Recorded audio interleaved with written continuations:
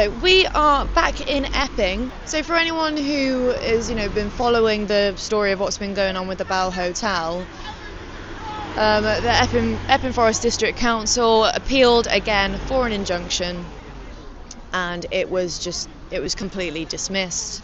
It was argued that because the hotel has actually been in operation and in use of asylum seekers since 2020, and it's only really been since Hudush Kabatu assaulted the 14-year-old girl that these protests have really been happening.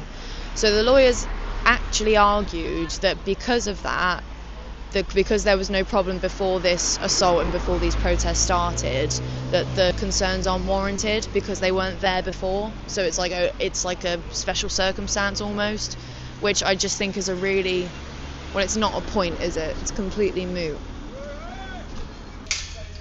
What country you come from? My name's Keith. I've travelled over from Kent, Orpington in Kent. I have been quite a few times to Epping. Britannia Hotel at 1:30 on Saturday night. I was there for a while, and there was girls all fighting, the same little crowd what Louis filmed. They was all fighting, kicking up and that. Then all of a sudden, when it died down, coach comes in. So we went and grabbed that. There was 47 come off the coach. I'd like to show my support for the guys over here. I think it's terrible what they're going through, and with the court case that's happened during the week, I've sort of definitely wanted to come over tonight to show that they're not on their own. They have got support from around the country. On this Sunday night, 1:30, there was 48 come off the coach. And then Sunday night I went down the bagel shop, come back, and then another coach rolled in at 3:30 in the morning with 21 on. And me and the driver he spudded me and that, so I thought, yeah, I got him. I said, I'll mute this, mate, any more coming? And he said, no, that's it. That's why there was only 21.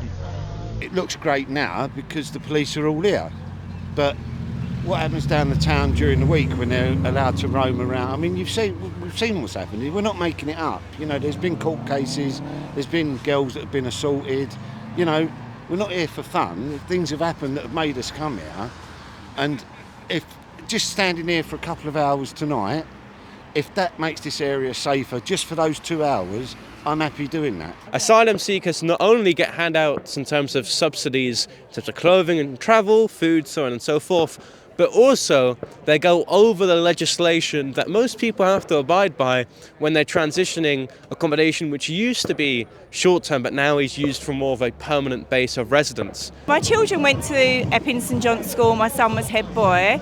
I was also a parent governor of the school for 4 years, so the school is very much a part of our family. Epping has been an area for the past 5 years having to deal with asylum applicants being here.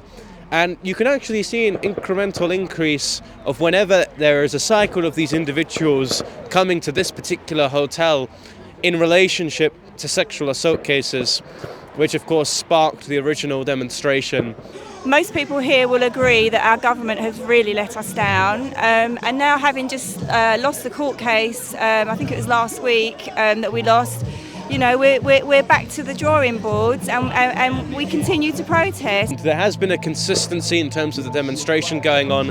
However, what we have seen is a slow decline in the amount of people coming here, simply because, unfortunately, it's the winter and unlike the left, the right have families to attend to, especially during the festive season. I think the community feel very, very, very convinced that they're going to keep protesting. We have to get this hotel closed. It's far too close to the school. It's inappropriate. We're all aware of the sexual assault that has happened. In fact, there's been 2. And we're also aware of other crime in the area. So unfortunately, this hotel needs to go. It's in the wrong place. It shouldn't have been reopened by Epping Forest District Council. They should not have. They had the opportunity not to open it, but they chose to open it. So they're also responsible as much as the government.